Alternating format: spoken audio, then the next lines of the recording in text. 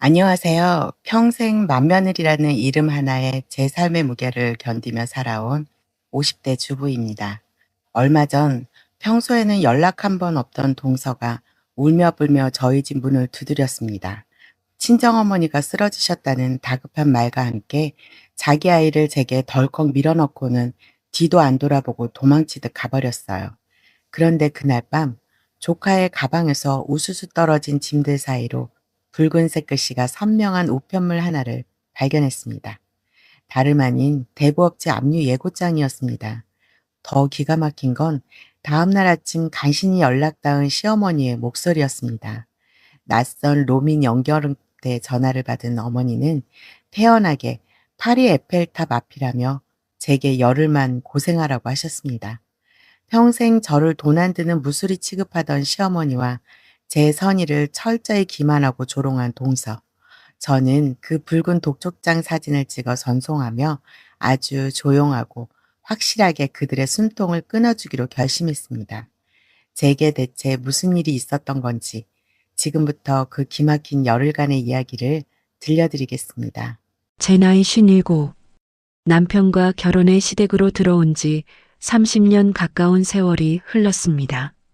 평생을 전업주부로 살며 시댁의 대소사와 제사를 묵묵히 챙겨온 전형적인 맏며느리가 바로 저였습니다. 시아버지가 살아계실 때만 해도 1년에 제사가 8번이었습니다.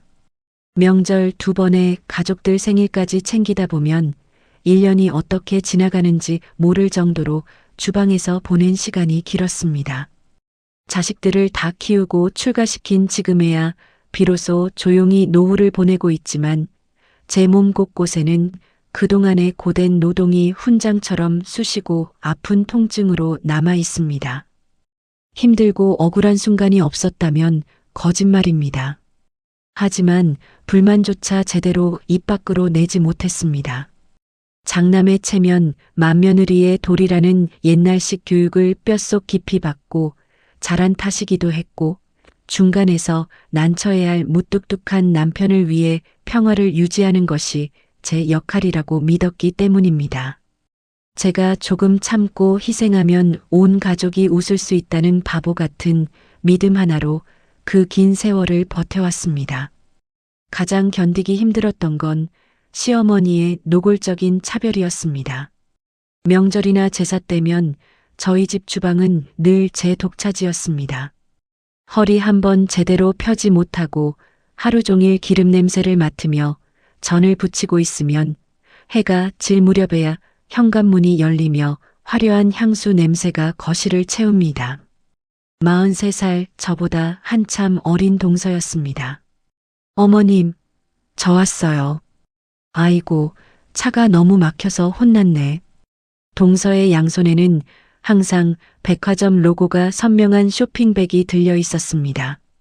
시어머니는 제가 아침부터 허리 끊어지게 차려낸 음식은 당연하다는 듯 본체만체 하시면서도 동서가 내미는 봉투나 화려한 스카프 앞에서는 입이 귀에 걸리셨습니다. 오냐, 우리 둘째 며느리 오느라 고생 많았다. 너는 밖에서 일하느라 바쁜데 뭐하러 이런 걸 다 사왔어. 시어머니는 항상 저 들으라는 듯 목소리를 높이셨습니다. 어차피 맏며느리인 저는 집에서 노는 사람이고 둘째 며느리는 돈을 써서 시어머니를 기쁘게 해주니 대우받는 것이 마땅하다는 식의 태도였습니다. 저는 그저 말없이 가스레인지 불을 줄이고 식구들 상을 차려낼 뿐이었습니다. 그런데 묘한 것은 최근 몇 년 새 동서의 씀씀이가 비정상적으로 커졌다는 점이었습니다. 과거에는 명절에 과일 상자나 고기 세트를 사오던 동서가 어느 순간부터 명품 가방을 자주 바꿔 들고 나타났습니다. 시어머니에게 드리는 용돈의 액수도 눈에 띄게 늘어났습니다. 식사가 끝나고 과일을 깎아 내갈 때쯤이면 동서가 시어머니 옆에 바짝 붙어 앉아 콧소리를 내며 속삭이는 소리가 거실에 울렸습니다. 어머님, 저번에 아버님이 남겨주신 그 시골 땅 말이에요. 요즘 그쪽 땅값이 들썩인다던데 나중에 저희 서방님 사업 확장할 때 조금만 보태주시면 제가 이자 쳐서 2배, 아니 3배로 갚아드릴게요. 어머님 호강은 제가 다 시켜드릴 테니까 걱정 마세요. 동서는 노골적으로 시댁의 재산을 운운하며 시어머니의 비위를 맞췄습니다. 시어머니는 그 달콤한 말에 넘어가 동서를 마치 복덩이처럼 애지중지하셨습니다. 저는 그 모습을 보며 마음 한구석이 찜찜했지만 시동생 부부의 일이니 제가 나설 계제가 아니라고 생각하며 덮어두었습니다. 그 과시욕 뒤에 얼마나 끔찍한 시한폭탄이 숨겨져 있는지 그때는 전혀 알지 못했습니다.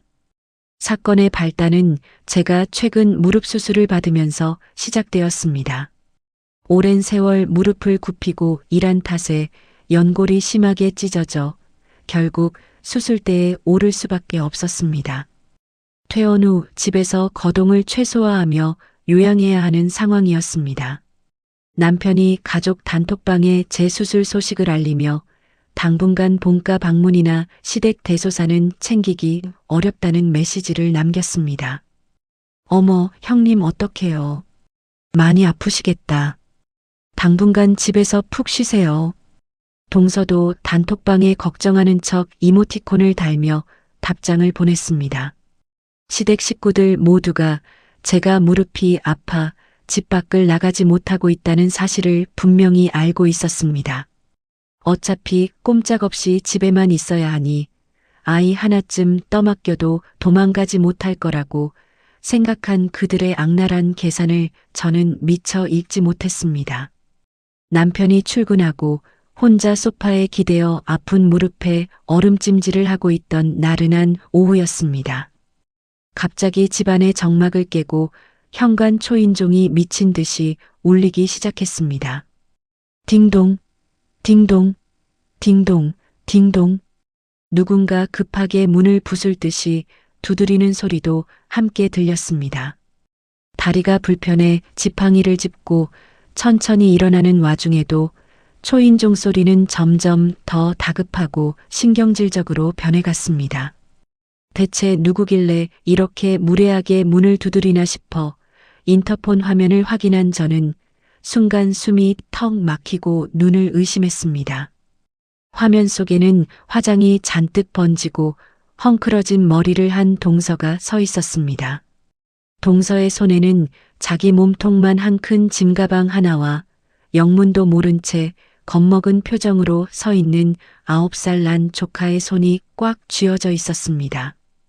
불길한 예감이 척추를 타고 서늘하게 흘러내렸습니다. 무언가 단단히 잘못되어 가고 있다는 것을 직감한 순간이었습니다. 떨리는 손으로 현관문 손잡이를 돌렸습니다. 문이 채 반도 열리기 전에 밖에서 누군가 문을 거칠게 밀고 들어왔습니다. 형님, 형님, 저 좀 살려주세요. 현관으로 들이닥친 사람은 다름 아닌 동서였습니다. 평소 백화점 나들이라도 가는 듯 머리부터 발끝까지 화려하게 꾸미고 다니던 모습은 온데간데 없었습니다. 화장은 눈물에 번져 엉망이었고 머리카락은 사방으로 헝클어져 있었습니다. 그 옆에는 9살 난 조카 민준이가 제 몸집만 한 커다란 여행용 가방 옆에 선 채 겁에 질린 눈으로 저를 올려다보고 있었습니다. 수술한 무릎이 욱신거려 지팡이에 체중을 의지하고 있던 저는 너무 놀라 입이 떨어지지 않았습니다. 동서, 이게 무슨 일이야? 갑자기 연락도 없이. 제 말이 채 끝나기도 전에 동서가 제 손을 덥석 부여잡았습니다. 형님, 저희 친정 엄마가 쓰러지셨대요. 방금 병원에서 연락을 받았는데 의식이 없으시다고 당장 오라고 난리가 났어요. 뇌출혈 같대요. 동서는 숨을 헐떡이며 당장이라도 쓰러질 듯 울부짖었습니다. 친정어머니가 쓰러지셨다는 말에 제 가슴도 철렁 내려앉았습니다. 저 역시 연로하신 친정 부모님을 모시고 있는 입장이었기에 그 다급하고 두려운 마음이 어떤 것인지 누구보다 잘 알았습니다. 세상에 사돈어른이 어쩌다가. 서방님은 알고 같이 가는 길이야? 그이는 어제 해외 출장 갔잖아요. 연락도 안 닿고 저 혼자 당장 응급실로 뛰어가야 하는데 민준이를 데려갈 수가 없어서요. 형님, 죄송해요. 제가 염치 없는 거 아는데 며칠만 민준이 좀 맡아주세요. 네. 동서는 대답을 들을 생각도 하지 않고 현관 바닥에 팽개치듯 내려놓은 커다란 여행 가방을 제 쪽으로 쑥 밀어 넣었습니다. 그러고는 아이의 등을 떠밀어 집 안으로 들여보내더니 뒤도 돌아보지 않고 엘리베이터 쪽으로 뛰어갔습니다. 동서, 잠깐만, 아무리 급해도 애한테 인사는 하고 가야지. 지팡이를 짚은 불편한 다리로 황급히 현관 밖을 나섰지만 동서는 이미 엘리베이터 버튼을 미친 듯이 연타하고 있었습니다. 문이 열리자마자 쫓기듯 올라탄 동서는 형님 부탁해요. 라는 외마디 비명 같은 말만 남긴 채 닫히는 문틈 사이로 사라졌습니다. 텅 빈 복도에는 엘리베이터가 내려가는 기계음만 차갑게 울렸습니다. 저는 한참 동안 멍하니 닫힌 엘리베이터 문을 바라보았습니다. 아무리 가족의 응급 상황이라지만 무릎 수술을 받고 거동도 불편한 환자에게 짐짝 던지듯 아이를 맡기고 가는 태도에 기가 막혔습니다. 하지만 발밑에서 불안하게 꼼지락거리는 조카를 내려다보니 차마 화를 낼 수도 없었습니다. 어른들의 다급한 사정 때문에 영문도 모르고 큰엄마 집에 남겨진 아이가 무슨 죄가 있겠습니까? 민준아, 일단 안으로 들어가자. 밖이 춥다. 저는 아이의 작은 손을 잡고 거실로 들어왔습니다. 현관에 덩그러니 놓인 짐가방을 끌고 들어오려니 수술한 무릎에 찌릿한 통증이 올라왔지만 이를 악물고 참았습니다. 소파에 아이를 앉히고 따뜻한 보리차를 한 잔 내어주었습니다. 아이는 잔뜩 긴장한 탓인지 컵을 쥔 두 손을 바들바들 떨고 있었습니다. 민준아, 외할머니가 갑자기 편찮으셔서 엄마가 많이 놀라셨나 보다.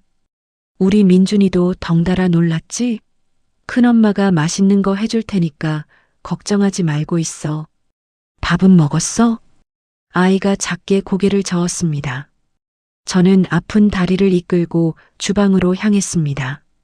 냉장고를 뒤져 아이가 먹을 만한 소고기 뭇국을 데우고 계란을 풀어 부드럽게 마리를 만들었습니다. 도마 앞에서 칼질을 하는 내내 무릎이 욱신거렸지만 밥 한 끼 제대로 못 먹고 놀랐을 조카를 생각하며 정성껏 상을 차렸습니다. 따뜻한 국물에 밥을 말아주니 그제야 아이의 긴장이 조금 풀렸는지 숟가락질이 바빠졌습니다. 밥을 반쯤 먹었을 때쯤 저는 아이를 안심시키기 위해 조심스럽게 말을 건넸습니다. 엄마가 울면서 가셔서 민준이가 많이 속상했겠다. 그래도 병원 가셨으니까 외할머니 금방 괜찮아지실 거야. 그런데 묵묵히 밥을 먹던 아이가 숟가락을 내려놓더니 고개를 갸웃거리며 뜻밖의 말을 꺼냈습니다. 외할머니 안 아프신데요? 어제 저녁에 저랑 영상 통화도 했어요. 외할머니가 저금 통장 만들었다고 용돈도 보여주셨는걸요. 저는 순간 주방 식탁을 닦던 손을 멈췄습니다. 어제 저녁에 통화를 했다고? 그럼 오늘 아침에 갑자기 쓰러지셨나 보네. 하지만 아이의 입에서 나온 다음 말은 제 머리를 하얗게 만들기에 충분했습니다. 아닌데. 엄마가 오늘 아침에 짐 싸면서 엄청 신나 있었어요. 할머니랑 엄청 큰 비행기 타고 멀리 갈 거라고 했어요. 저보고는 큰아빠 집에서 며칠만 말 잘 듣고 있으면 닌텐도 게임기 사준다고 약속했단 말이에요. 등줄기를 타고 서늘한 식은땀이 흘러내렸습니다. 친정어머니가 쓰러졌다는 전화를 받고 혼비백산했다는 사람이 아침부터 신이 나서 짐을 쌌다는 것이 앞뒤가 맞지 않았습니다. 게다가 비행기라니요. 민준아, 엄마가 친정. 아니, 외할머니랑 비행기 탄다고 했어? 친할머니가 아니라? 친할머니요. 어제 왕할머니가 우리 집에 와서 엄마랑 같이 가방 쌌어요. 왕할머니가 저한테 깎아 사 먹으라고 10,000원도 주셨어요. 아이가 말하는 왕할머니는 저희 시어머니를 부르는 호칭이었습니다. 순간 숨이 턱 막혔습니다. 머릿속이 복잡하게 얽히기 시작했습니다. 동서가 시어머니와 함께 비행기를 탄다니 대체 어디로 간단 말인가? 그리고 왜 내게는 친정어머니가 응급실에 실려갔다는 끔찍한 거짓말을 한 것인가? 해가 지고 거실에 짙은 어둠이 깔릴 때까지 저는 소파에 굳은 듯이 앉아 있었습니다. 민준이는 배불리 밥을 먹고 따뜻한 바닥에 누워 금세 잠이 들었습니다. 시계는 밤 9시를 향해 가고 있었습니다. 보통 응급실에 갔다면 아무리 정신이 없어도 저녁 때쯤에는 아이가 밥은 먹었는지 잘 있는지 확인 전화 한 통쯤은 와야 정상입니다. 하지만 제 휴대전화는 조용하기만 했습니다. 참다 못한 저는 동서의 번호를 눌렀습니다. 전원이 꺼져 있어 음성사서함으로 연결됩니다. 기계적인 안내 음성만 흘러나왔습니다. 이번에는 해외 출장을 갔다는 서방님 시동생에게 전화를 걸었습니다. 역시나 신호만 길게 갈 뿐 받지 않았습니다. 불안감은 점점 확신으로 변해가고 있었습니다. 저는 심호흡을 한번 하고 거실 서랍장을 뒤져 예전 수첩을 꺼냈습니다. 몇 년 전 민준이 돌잔치 때 혹시 몰라 적어두었던 사돈어른, 즉 동서의 친정어머니 전화번호가 있었습니다. 가족의 생사가 걸린 일이니 결례를 무릅쓰고라도 확인을 해야만 했습니다. 떨리는 손으로 번호를 하나씩 눌렀습니다. 신호음이 2번 울리기도 전에 수화기 너머로 너무나 밝고 쩌렁쩌렁한 목소리가 들려왔습니다. 여보세요? 아이고 사돈. 웬일이세요 밤늦게. 그 순간 제 심장은 발밑으로 쿵 떨어지는 것 같았습니다. 응급실 의식불명 환자의 목소리가 아니었습니다. 너무나 평온하고 건강한 일상적인 목소리였습니다.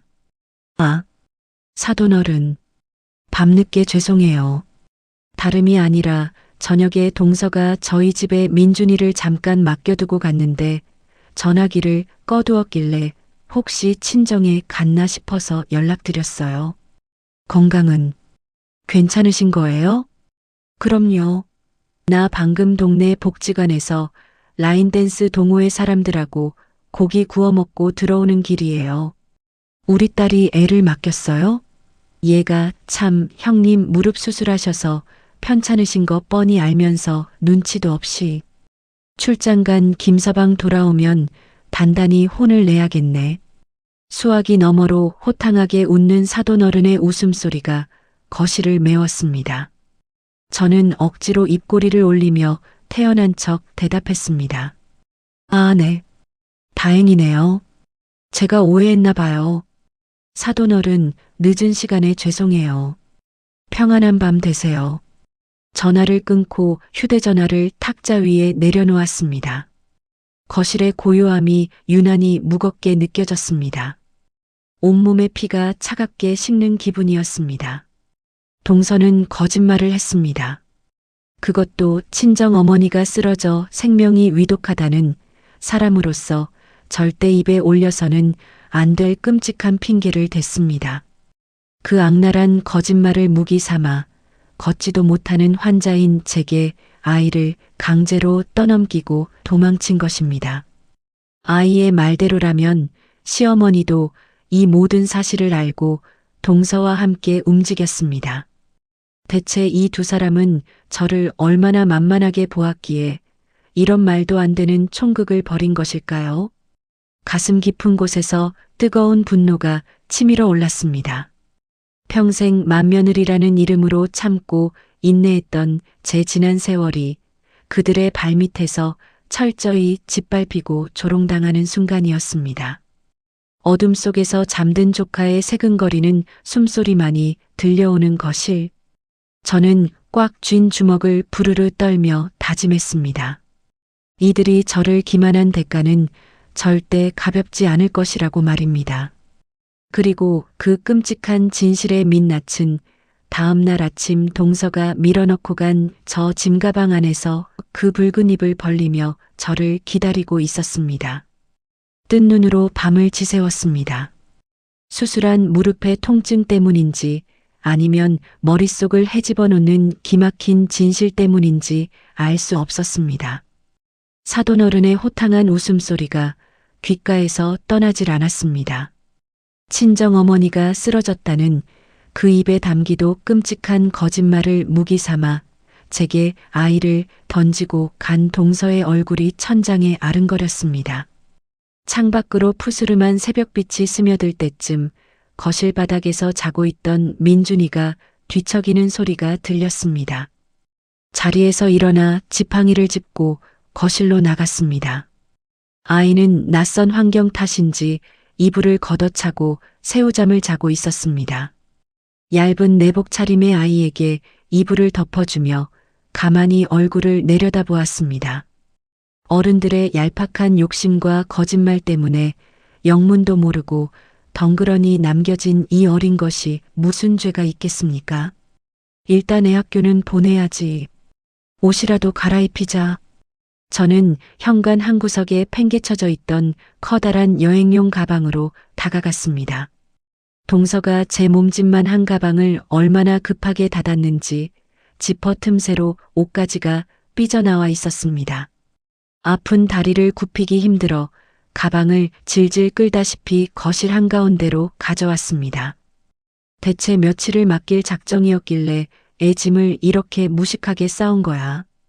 혼잣말을 중얼거리며 뻑뻑하게 물려있는 가방 지퍼를 힘주어 당겼습니다. 지익, 탁! 지퍼가 절반쯤 열리는 순간 억지로 쑤셔 넣어둔 짐들이 팽팽한 압력을 이기지 못하고 거실 바닥으로 우수수 쏟아져 내렸습니다. 제대로 개지도 않은 아이의 바지와 티셔츠, 양말 뭉치들, 그리고 쓰다 만 크레파스 상자와 장난감들이 엉망진창으로 쏟아졌습니다. 동서가 얼마나 정신을 잃고 짐을 쓸어 담았는지 짐작이 가는 꼴이었습니다. 그런데 그 구겨진 옷가지들 사이로 아이의 물건이라고는 볼 수 없는 서류 봉투 몇 개가 함께 바닥을 뒹굴었습니다. 식탁 위에 있던 우편물까지 확인도 안 하고 통째로 아이 가방에 쓸어 넣은 모양이었습니다. 제가 남의 우편물을 함부로 뜯어보는 성격은 아닙니다. 그냥 아이 옷만 빼고 다시 주워 담으려 했습니다. 하지만 바닥에 엎어진 봉투 하나가 이미 거칠게 뜯겨 있었고 그 안에서 반쯤 빠져나온 종이에 선명한 붉은색 글씨가 제 시선을 강렬하게 사로잡았습니다. 최고장 유채동산 압류 및 자택 방문 예고. 순간 제 눈을 의심했습니다. 붉은색 궁서체로 굵게 찍힌 그 무시무시한 단어들에 저도 모르게 손이 갔습니다. 종이를 펼쳐든 제 손이 미세하게 떨리기 시작했습니다. 수신이는 분명 동서의 이름이었습니다. 발신이는 이름만 들어도 알 법한 유명 제2금융권 대부업체였습니다. 믿기지 않는 마음에 그 아래에 깔려있던 다른 우편물들도 집어들었습니다. 역시나 이미 개봉되어 구겨져 있던 카드사 우편물이었습니다. 채무 불이행에 따른 법적 조치 진행 안내. 찬찬히 종이에 적힌 금액을 읽어내려가던 저는 순간 숨이 턱 막혀 헛기침을 내뱉었습니다. 대부업체 한 곳에서만 빌린 원금이 무려 5천만 원이었습니다. 거기에 연체된 카드 대금과 다른 현금 서비스 이자까지 합치면 좋기 1억은 우습게 넘어갈 어마어마한 액수였습니다. 이게 다 대체 무슨 돈이야? 바닥에 주저앉은 채 저는 한동안 그 붉은색 독촉장들을 멍하니 들여다보았습니다. 쿵쾅거리는 심장 소리가 귓가를 강하게 때렸습니다. 그리고 그 순간 지난 몇 년간 제 머릿속을 맴돌던 찜찜한 파편들이 하나의 선명한 그림으로 맞춰지기 시작했습니다. 형편도 고만고만한 시동생네가 툭하면 명품 백을 바꿔들고 나타나던 동서의 모습, 시어머니에게 유독 비싼 선물을 안기며 환심을 사려 했던 행동, 그리고 무엇보다 시어머니 옆에 바짝 붙어 앉아 아버님이 남기신 시골 땅을 운운하며 서방님 사업 자금에 보내주시면 이자 쳐서 갚겠다고 콧소리를 내던 그 장면이 뇌리를 사치고 지나갔습니다. 동서는 시동생 모르게 빚을 내어 돌려막기를 하고 있었던 겁니다. 그 화려한 과시욕을 채우려다 감당할 수 없는 빚더미에 앉았고 사채업자들이 집으로 찾아오겠다는 압류 딱지까지 날아오자 벼랑 끝에 몰린 것입니다. 그래서 동서가 선택한 마지막 동아줄이 바로 시어머니의 재산이었습니다. 어제 아이가 했던 말이 다시금 떠올랐습니다. 할머니랑 엄청 큰 비행기 타고 멀리 갈 거라고 했어요. 비행기. 그렇습니다. 동서는 사채업자들이 집으로 들이닥치기 전에 시어머니를 모시고 해외로 도피성 여행을 떠난 것이 분명했습니다. 빚을 갚아달라고 노골적으로 매달리기 위해 시어머니의 환심을 단단히 살 수 있는 거창한 해외여행을 기획한 것입니다. 그러면서 자기 아이는 남편 시동생이 출장 간 사이 혼자 남게 되니 만만한 맏며느리인 제게 친정어머니 응급실이라는 끔찍한 거짓말로 떠넘기고 도망친 것이었습니다. 온몸의 피가 차갑게 식어가는 기분이었습니다. 거실 바닥에 흩어진 붉은색 독촉장들이 마치 저를 비웃는 것 같았습니다. 저는 떨리는 손을 진정시키며 휴대전화를 집어들었습니다. 진실을 확인해야 했습니다. 시어머니의 번호를 누르고 통화 버튼을 눌렀습니다. 뚜뚜 고객님의 전화기가 꺼져 있어. 여전히 전원이 꺼져 있었습니다. 보통 아침잠이 없으신 시어머니가 이 시간까지 전화를 꺼둘 리가 없었습니다. 어제 아침에 짐을 싸서 나갔다면 지금쯤 긴 비행을 마치고 어딘가에 도착했을 시간이거나 여전히 비행기 안에 있다는 뜻이었습니다. 제가 수십 년간 맏며느리로서 참아왔던 건 가족이라는 이름 때문이었습니다. 얄밉게 구는 동서도 저를 무시하는 시어머니도 모두 내 남편의 가족이니까 내가 조금 굽히면 평화로울 거라 믿었기 때문입니다. 하지만 이건 선을 넘어도 한참 넘은 짓이었습니다. 사람의 선의를 짓밟고 가족의 생명까지 거짓말의 도구로 쓰며 뒤통수를 치는 이 악랄한 이기심 앞에서는 더 이상 맏며느리의 도리 따위를 운운할 이유가 없었습니다. 저는 자리에서 일어나 주방으로 갔습니다. 찬물을 한 컵 가득 따라 단숨에 마셨습니다.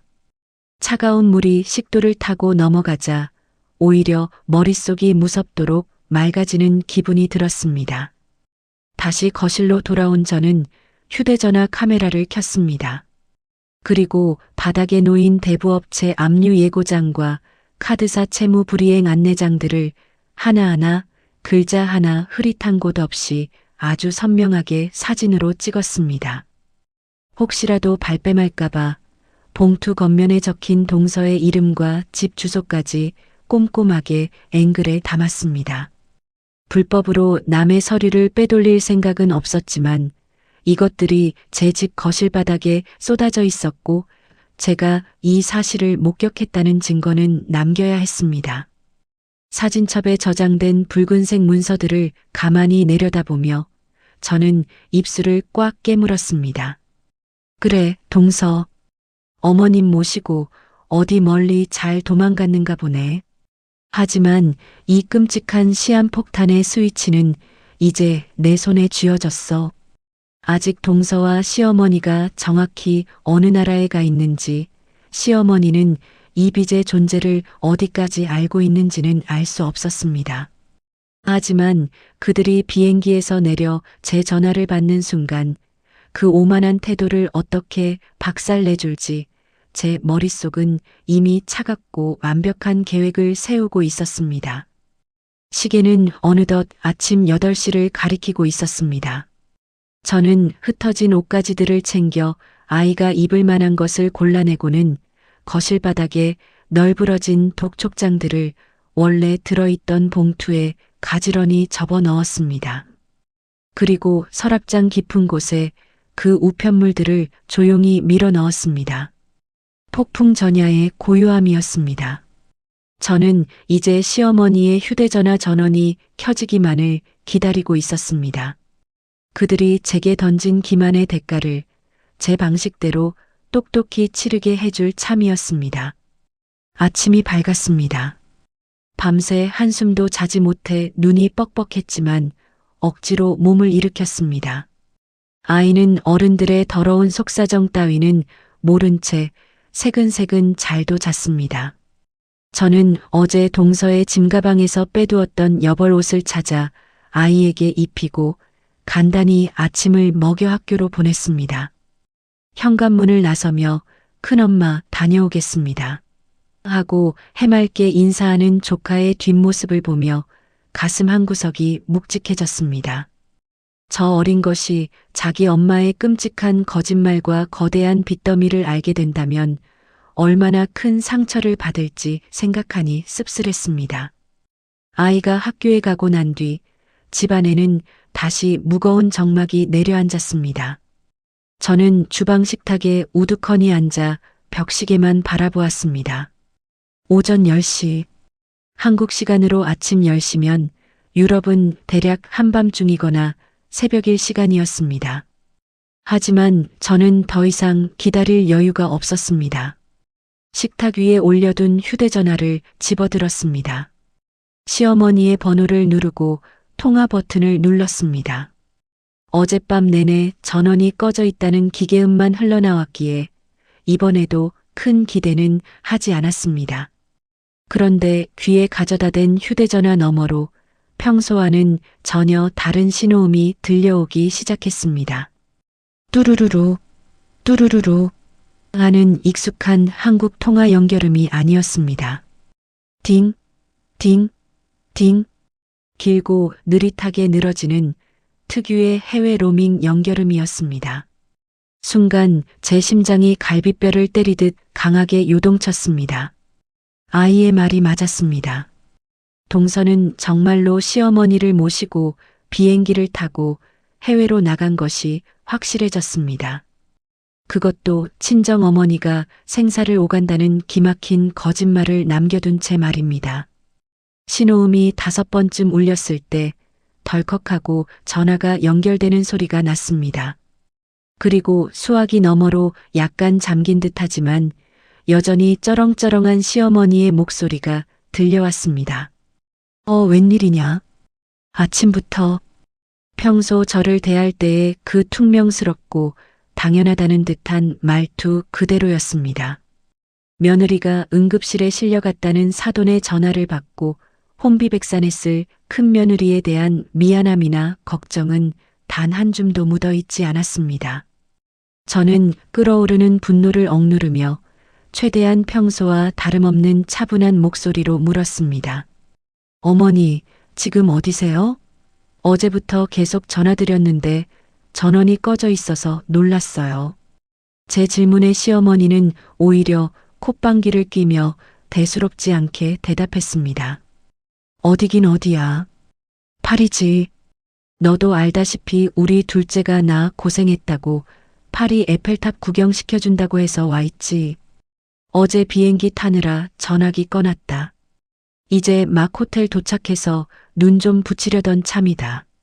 자랑스러움이 잔뜩 묻어나는 목소리였습니다.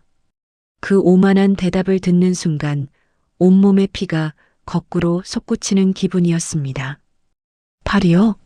어머니, 동서 친정어머니가 뇌출혈로 쓰러졌다고 동서가 울면서 저희 집에 민준이를 맡기고 갔어요. 그런데 파리에 계시다고요? 제가 또박또박 따져 묻자 수화기 너머로 시어머니가 쯧쯧 혀를 차는 소리가 들렸습니다. 미안해하기는커녕 오히려 저를 나무라는 투였습니다. 아유, 너네가 왜 그렇게 융통성이 없냐? 둘째가 오죽 급했으면 그랬겠어. 걔네 친정엄마 멀쩡하다.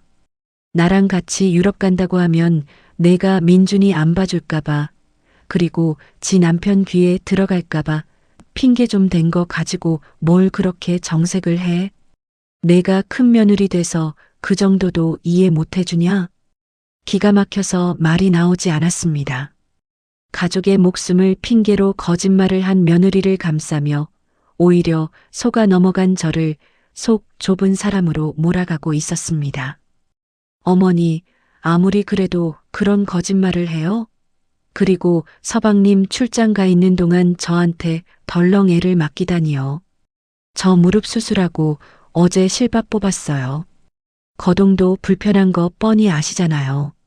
제 목소리가 조금 높아지자 시어머니는 특유의 얄미운 목소리로 쏘아붙였습니다. 그래서 뭐, 너 어차피 수술해서 밖에 나가지도 못하고 하루 종일 집에 누워만 있잖아.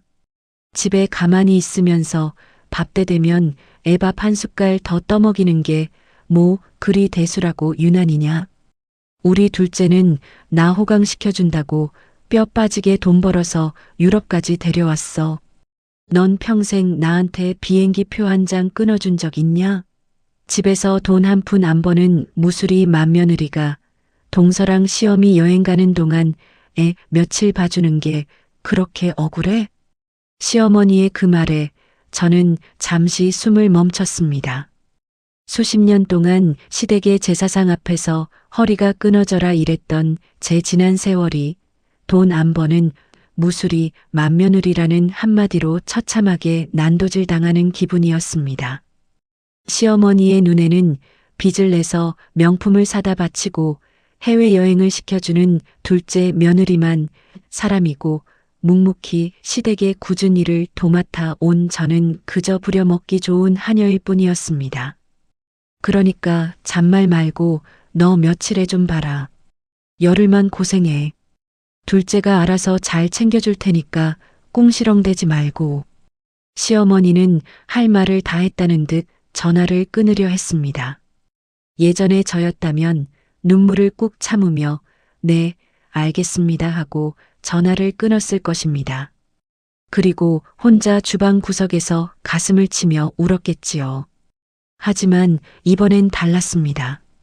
저는 휴대전화 화면을 귀에서 떼어 스피커폰으로 바꿨습니다. 그리고 사진첩을 열었습니다. 화면 가득 붉은색 글씨로 찍힌 대부업체의 압류 예고장 사진이 선명하게 떠올랐습니다. 원금 5천만 원. 채무 불이행에 따른 자택 유체동산 압류 예고. 동서가 뼈 빠지게 돈을 번 것이 아니라 무서운 사채업자들의 돈을 끌어다 시어머니를 기만하고 있다는 명백한 증거였습니다. 이 붉은 종이 한 장이면 저 오만한 시어머니의 콧대와 동서의 얄팍한 거짓말은 단숨에 박살 날 것이 뻔했습니다. 저는 사진을 가만히 내려다보며 차갑게 식은 이성으로 호흡을 가다듬었습니다. 지금 당장 이 전화기에 대고 소리를 지르며 빈 이야기를 폭로할 수도 있었습니다. 하지만 그렇게 쉽게 끝내주고 싶지 않았습니다. 거짓말의 대가가 얼마나 끔찍한지 가장 뼈저린 순간에 가장 잔인한 방법으로 알려주고 싶었습니다. 어머니, 제가 아주 차분하고 서늘한 목소리로 부르자 전화를 끊으려던 시어머니가 멈칫하는 기척이 느껴졌습니다. 왜 또? 나 피곤하다. 저는 입꼬리를 비스듬히 올리며 마치 아무 일도 없다는 듯이 나긋나긋하게 말했습니다. 아니에요. 어머니 말씀이 다 맞아요. 제가 집에 누워만 있는데 애 하나 보는 게 무슨 대수겠어요. 동서가 참 효부네요. 어머님 모시고 그 먼 파리까지 가고. 갑자기 순종적으로 변한 제 태도에 시어머니는 의기양양하게 대꾸했습니다. 그래. 이제야 말이 좀 통하네. 알았으면 끊어. 네, 어머니. 그런데 기왕 가신 거 열흘만 있지 마시고 아예 한 달 푹 놀다 오세요. 뭐? 얘가 갑자기 무슨 한 달이야. 김서방 귀국하기 전에 들어가야지. 시어머니의 당황한 목소리가 들려왔습니다. 저는 휴대전화 화면 속 붉은 압류 딱지를 손가락으로 가볍게 쓸어내리며 쐐기를 박듯 한마디를 덧붙였습니다. 아니요. 어차피 서방님 귀국하셔도 동서 얼굴 보기 힘드실 것 같아서요. 민준이는 제가 한 달이든 두 달이든 잘 데리고 있을 테니까 두 분 그곳에서 평생 잊지 못할 좋은 추억 많이 만들고 오세요. 끊을게요. 저는 시어머니가 무슨 소리냐고 되묻기도 전에 미련 없이 통화 종료 버튼을 툭 눌러버렸습니다. 뚝, 뚝, 뚝. 거실에는 다시 무거운 정막이 찾아왔습니다. 방금 전까지 저를 짓누르던 억울함과 모멸감은 온데간데 없었습니다. 대신 제 안에는 차가운 얼음덩어리 같은 분노와 이 기막힌 연극의 막을 제 손으로 내릴 수 있다는 묘한 여유가 자리 잡고 있었습니다. 이건 그냥 넘길 일이 아닙니다. 수십 년을 참아온 맏며느리의 반격이 이제 막 시작되었을 뿐입니다. 저는 식탁 의자에서 천천히 일어나 거실 창밖으로 비치는 아침 햇살을 바라보았습니다. 폭풍 전야의 눈부신 아침이었습니다. 준비는 모두 끝났습니다. 예전 같았으면 손을 덜덜 떨며 울었겠지만 저는 식탁 위에 붉은 압류 딱지를 반듯하게 펼쳐놓고 마음을 단단히 먹었습니다. 이제 동서의 휴대전화로 사진 한 장과 짧은 메시지 하나를 전송할 차례였습니다. 전화를 끊고 난 뒤 저는 잠시 거실 창밖을 내다보며 크게 심호흡을 했습니다. 가슴속에 맺혀있던 체증이 쑥 내려가는 듯한 기분이었습니다. 더 지체할 이유가 없었습니다. 저는 식탁에 앉아 동서와의 카카오톡 채팅창을 열었습니다. 앨범에서 어젯밤 선명하게 찍어두었던 붉은색 대부업체 압류 예고장과 카드사 채무 최고장 사진들을 차례대로 선택했습니다. 전송 버튼을 누르기 전 마지막으로 덧붙일 메시지를 한자 한자 또박또박 입력했습니다. 동서, 자택 방문 압류 들어온다는데 서방님 출장 돌아오면 이거 전해줄게. 기왕 간 거 어머니 모시고 유럽에서 한 달 푹 쉬다 와. 전송. 짧은 알림음과 함께 사진과 메시지가 날아갔습니다. 숫자 1이 화면에 떠 있었습니다. 시어머니가 방금 전화를 끊었으니 옆에 있는 동서 역시 깨어 있을 것이 분명했습니다. 아니나 다를까 제 1분이 지나기도 전에 채팅창의 숫자 1이 감쪽같이 사라졌습니다. 사진을 확인한 것입니다.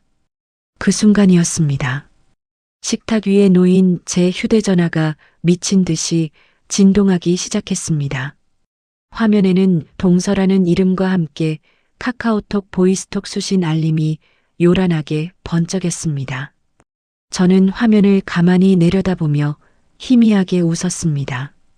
징, 징, 징. 전화가 끊어지면 1초의 망설임도 없이 다시 벨이 울렸습니다. 동서가 포기하자 이번에는 시어머니의 번호로 보이스톡이 걸려왔습니다.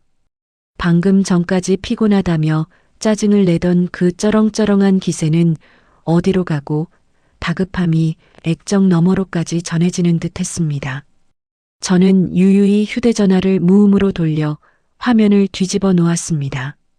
그리고 주방으로 가 커피포트에 물을 올렸습니다. 원두 냄새가 유난히 향긋하게 느껴지는 아침이었습니다. 그날 저녁 퇴근하고 돌아온 남편에게 저는 낮에 있었던 일과 조카의 가방에서 나온 우편물을 모두 보여주었습니다. 평소 시댁 일이라면 허허 웃으며 좋은 게 좋은 거라고 넘어가던 장남이었지만 이번만큼은 달랐습니다. 처음에는 설마하며 반신반의하던 남편도 붉은색 독촉장에 적힌 동서의 이름과 어마어마한 금액, 그리고 사돈어른과의 통화 내용까지 종합적으로 확인한 뒤에는 할 말을 잃고 얼굴이 붉게 달아올랐습니다. 여보, 미안해. 내가 중간에서 똑바로 못해서 당신이 이런 수모를 겪게 했어. 어머니도 그렇지. 어떻게 며느리를 하. 남편은 마른 세수를 하며 깊은 한숨을 내쉬었습니다. 저는 담담하게 남편의 손을 잡았습니다. 당신 잘못 아니에요. 하지만 나 이번 일은 그냥 못 넘어가요. 동서가 지은 빚은 시동생이 알아야 할 부부의 문제고 어머님도 진실을 아셔야 해요. 당신이 서방님께 직접 연락해요. 나는 더 이상 이 진흙탕에 무수리처럼 끌려다니고 싶지 않아요. 제 단호한 말에 남편은 고개를 끄덕였습니다. 그리고 그 자리에서 해외 출장 중인 시동생에게 전화를 걸어 가감없이 모든 상황을 전달했습니다. 형의 전화를 받은 시동생은 충격에 빠져 당장 내일 비행기로 귀국하겠다고 길길이 뛰었습니다. 가족회의가 소집된 것입니다. 그로부터 정확히 3일 뒤였습니다. 무음으로 해둔 제 휴대전화에는 동서와 시어머니가 번갈아가며 남긴 부재중 통화가 100통이 넘게 쌓여 있었습니다. 카톡으로는 형님, 제발 살려주세요. 오해가 있어요. 제가 다 설명할게요라는 동서의 애원 섞인 메시지가 줄을 이었습니다. 시어머니 역시 너 전화 안 받냐, 애가 왜 이리 독해 빠졌냐며 화를 내다가 나중에는 일단 들어가서 얘기하자며 태도가 누그러져 있었습니다. 오후 2시쯤 갑자기 현관에서 도어록 비밀번호를 거칠게 누르는 소리가 들렸습니다. 남편은 아직 퇴근 전이었고 아이는 학교에 있었습니다. 올 사람이 없는데 누굴까 싶어 현관으로 나가는 순간 문이 벌컥 열리며 두 사람이 들이닥쳤습니다. 형님. 현관에 선 사람은 동서와 시어머니였습니다. 파리 에펠탑 앞에서 우아하게 사진을 찍고 있어야 할 두 사람이 사색이 된 얼굴로 헐떡이며 서 있었습니다. 동서는 며칠 사이 10년은 늙은 듯 화장기 없는 창백한 얼굴에 머리는 산발이었고 시어머니는 초점 잃은 눈으로 다리를 후들거리고 계셨습니다. 여행을 망치고 가장 빠른 비행기 표를 구해 미친 듯이 날아온 것이 분명했습니다. 거실로 들어오자마자 동서가 제 발밑에 털썩 무릎을 꿇었습니다. 형님, 제가 잘못했어요. 제가 죽을 죄를 지었어요. 제발 그 우편물 좀 저한테 주세요. 네, 서방님 알면 저 진짜 쫓겨나요. 형님, 제발 한 번만 살려주세요. 동서는 제 바지춤을 부여잡고 엉엉 소리내어 울기 시작했습니다. 하지만 제 마음에는 티끌만 한 동정심도 잃지 않았습니다. 그 와중에도 시어머니는 아직 현실 파악이 덜 된 듯 헛기침을 하며 억지로 위엄을 차리려 애썼습니다. 너는 명색이 윗사람이라는 애가 아랫사람 우편물이나 몰래 뜯어보고 협박을 해? 당장 그거 이리 내놔라. 내가 내 아들한테 잘 말해서 해결할 테니까 너는 김서방한테 입 꾹 다물고 있어. 저는 어이가 없어 헛웃음을 쳤습니다. 어머니, 우편물을 몰래 뜯어본 게 아니라 동서가 민준이 짐가방에 쑤셔넣고 간 게 바닥에 쏟아진 거예요. 게다가 저한테 애 맡기려고 사돈어른 쓰러졌다는 패륜적인 거짓말까지 했는데 제가 이걸 덮어줄 이유는 없잖아요. 제 차가운 대꾸에 시어머니가 눈을 부릅뜨고 손을 치켜들려는 찰나였습니다. 띠띠띠띠, 띠리릭. 현관문이 다시 한번 열리며 굳은 표정의 두 남자가 거실로 들어섰습니다. 제 남편과 출장지에서 곧장 집으로 달려온 시동생이었습니다.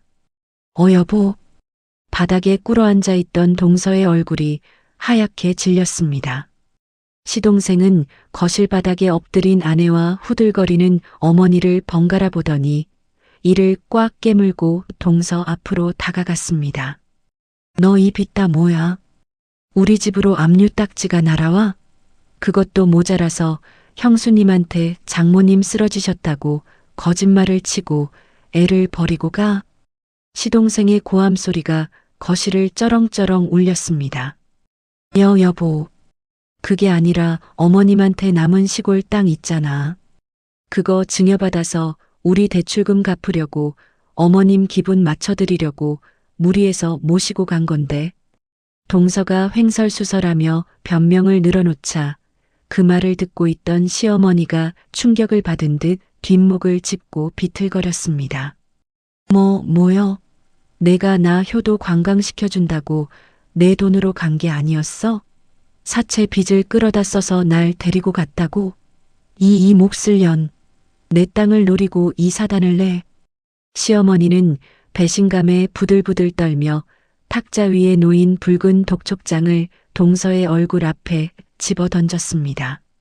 며칠 전 파리에서 제게 전화를 걸어 돈 안 버는 무수리 맏며느리라며 호통을 치던 그 기세등등한 모습은 흔적조차 남지 않았습니다. 빚쟁이 며느리 때문에 집안이 풍비박산 나는 꼴을 두 눈으로 확인한 시어머니는 결국 충격을 이기지 못하고 거실 바닥에 주저앉아 통곡을 시작했습니다. 형수에게 미안해 고개조차 들지 못하는 시동생, 이혼만은 안 된다며 매달리는 동서, 그리고 뒤통수를 맞았다며 가슴을 치는 시어머니. 거실은 그야말로 지옥 같은 난장판이 되어 있었습니다. 하지만 저는 그 소란 속에서 단 한 번도 목소리를 높이지 않았습니다. 제 남편 역시 동생 부부의 참담한 모습을 보며 무거운 침묵을 지킬 뿐이었습니다. 저는 안방 서랍장에 고이 모셔두었던 동서의 우편물 봉투들을 꺼내 거실 테이블 위에 조용히 올려놓았습니다. 서방님 댁으로 날아온 우편물들이에요. 부부간의 일이니 두 분이서 잘 해결하시길 바라요. 그리고 민준이 짐은 현관에 싸두었으니 데리고 가요. 제 역할은 여기까지인 것 같네요. 저는 그들을 향해 가볍게 목례를 하고 돌아섰습니다. 그리고 시어머니를 향해 마지막으로 한마디를 덧붙였습니다. 어머니, 앞으로 저희 집 제사나 대소사는 제가 알아서 챙길게요. 어머니는 어머니 호강시켜주는 며느리랑 남은 문제 잘 해결하세요. 그리고 저는 남편과 시댁 식구들이 모두 모여있는 단톡방을 열었습니다. 채팅방 나가기. 그 터치 한 번을 마지막으로 저는 휴대전화를 주머니에 찔러 넣고 안방으로 들어갔습니다.